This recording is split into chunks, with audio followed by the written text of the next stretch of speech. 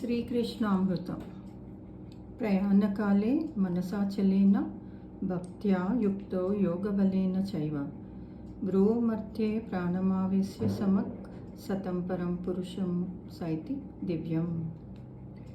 అంత్యకాలంలో ఎవరు చలించని మనసుతో యోగ బలంతో ప్రాణాలను భ్రూమధ్యంలో నిలిపి ఆత్మధ్యానం చేస్తారో వారు ఆ పరమాత్మనే పొందుతున్నారు. ధ్యాన వివరణ. ఇంద్రియాలకు రాజు మనస్సు. ఇంద్రియాలు బాహ్య విషయ గ్రహణ చేసి మనసుకు అందజేస్తాయి. మనసు ఆ విషయ లాలసలో పడి వెంపర్లాడుతూ ఉంటుంది.